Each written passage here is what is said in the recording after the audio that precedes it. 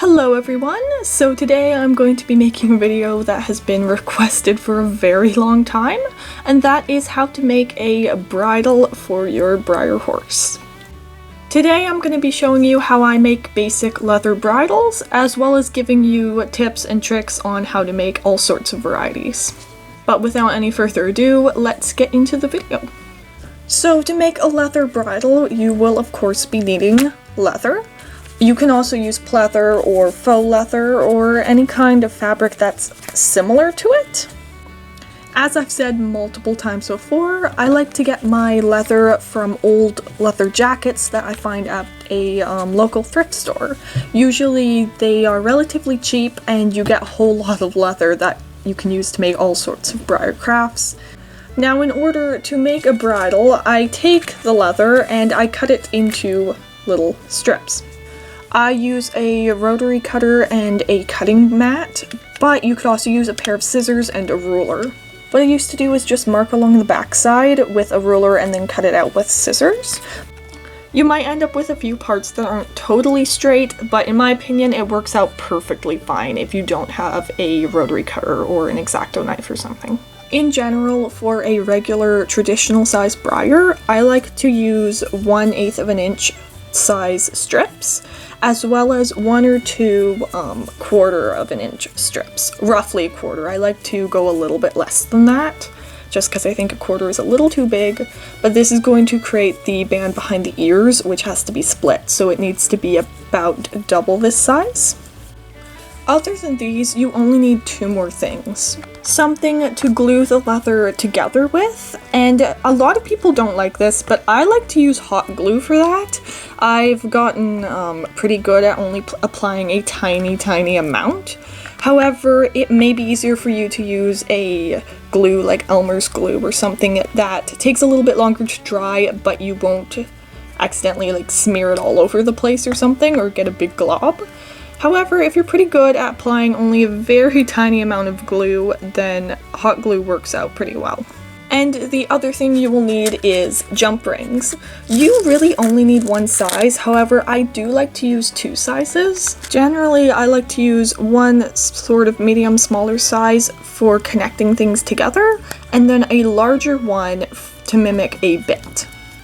Now, aside from all those supplies, there is one other thing you have to decide, and that is how you're going to close it. Call me lazy if you want to, but I really don't like doing up tiny buckles, so I actually use a lobster clasp to do up my bridles with. I like to make the nose band big enough that it just pops over the whole nose, instead of having to do a little buckle up right here, and then I just put 1 lobster clasp on the throat latch to do up the whole thing. This works out well if you're going to be taking the bridles on and off a lot. However, if you do want a more realistic look and you don't plan to remove them very often, then you can definitely use a tiny buckle right there instead. And finally, one more thing before we get into making the bridle. Don't forget about the limitations of your model horse. For example, a lot of Breyers specifically don't have open mouths, so you can't actually make a bit to go in the mouth. So just remember, when creating your bridle, you have to take that into account. So make either a bitless bridle or a bridle with a low enough nose band that it'll look like the bits in there. Or you can use something like sticky tack to hold the bit in place. A lot of people do that as well, especially for pictures.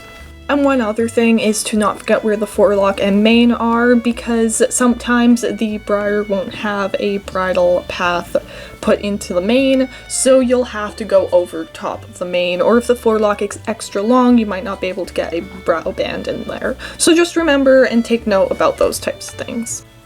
To begin, you're going to take your strip of leather that is a 1/4 of an inch wide, and you're going to measure this behind the ears. This piece has to be long enough to reach all the way down past the end of the head. And what you need to do is measure where you want the brow band to sit. So that is going to be about here. I like to flip it so the bad side is facing out, and then just use a pencil to make a mark where I want the brow band to sit. Once you have that mark in place, you have to split the leather in half. I like to just use a pair of scissors for this and carefully cut the leather right down the middle.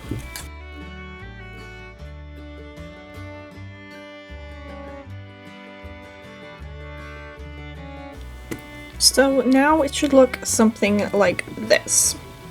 Next, we're going to make the brow band. So make sure it's lined up on both sides on the horse.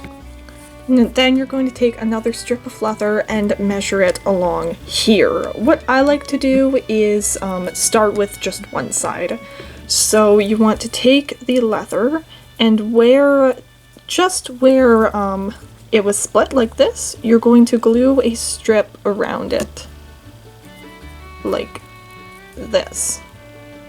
And if you're using hot glue, you only need the tiniest dab. I like to just use what was already leaking onto the nozzle. I'm not even pushing, I'm just dabbing what's left on it. And then you just fold over the other piece and hold it in place, like that. Once this is done, you can put it on top of your horse in the place it needs to be, and then bring the brow band over and measure it on this side over here. Then you can take it off, fold it over, and glue it into place just like the other side. So now that that's done, we are going to work on the throat latch. So that is this back strand here of the split. This one goes this way towards the bit, and this one is the throat latch. So on the right side of your horse, grab the back strip and pull it over to just part way up the cheek, about here. You want it to be just a little bit loose when you mark it. Then once that's marked, you can take it off your horse and cut it. Don't measure any extra here, because once you attach the buckle or the clasp, it's going to make it longer anyway. So if you don't measure any extra, just leave it the exact length you want. It ends up becoming the perfect length. Now you can glue a jump ring onto that, so just make sure you have the bad side facing up. You put it on and then fold it over and glue it into place, like that.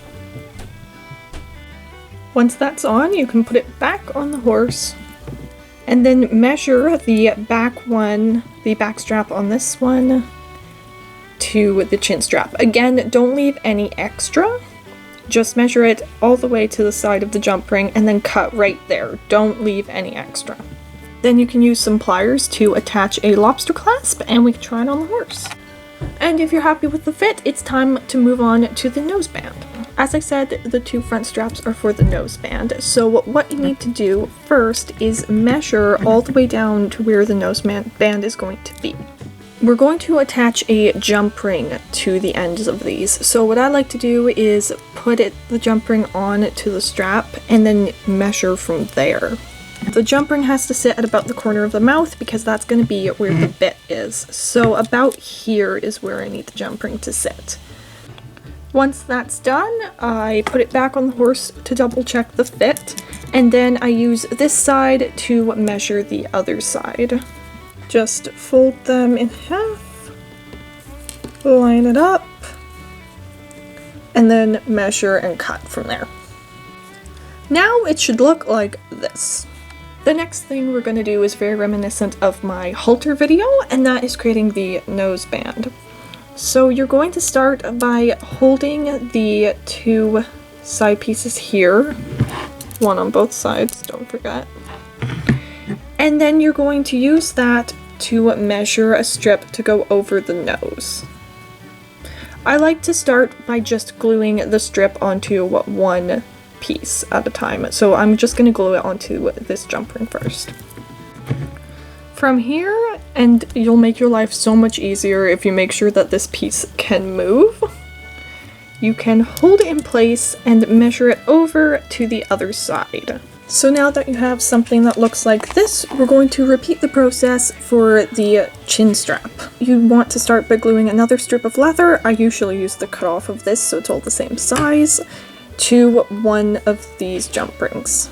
If you're just gonna have it slide on, all you have to do is measure it on the horse by holding everything in place and then pulling it over. Now here you want it to be just the tiniest bit loose because we need it to slip over the nose. Now you have the full head stall complete. All we have to do is attach the reins, which we'll do in a second. First, now is the perfect time to try it on your horse and make sure everything fits perfectly before adding anything else. So I think everything is pretty much good. The only thing I don't like is how loose this throat latch is. I think it hangs too loosely. So all I'm gonna do is take it in a little bit right here. You can either cut this piece off if you want to take that much off. However, I'm not sure I'm gonna want to remove that much. So I'm just going to try to slide my nail in between there and pull them apart. Like that. It looks like I only have to remove a tiny amount and then glue it back into place. I tried it back on my horse and I think that fits much better now. To make the bit, this is completely optional, but I do like to use a jump ring that is a size bigger than the one I used for the rest of the bridle. Again, you can definitely use the same ones. This is just what I like to do, and I find that it adds a little bit more detail. What you need to do is open the jump ring, then slide it onto the jump ring for the noseband. Then you can close it back up. Then they should look like this. And from here, you just have to attach the ends of your reins. And reins are pretty fun because there are so many varieties and styles of them, you can really be creative. You could cut one long strip of leather that'll go all the way around, or you could use some different methods of attaching 2 or more pieces of leather together, or you could do something completely decorative. In the end, however you decide to make your reins, all you have to do is glue them to this jump ring here, like this. And that's it, your bridle is complete. All you have to do is put it on your horse. And it should look something like this.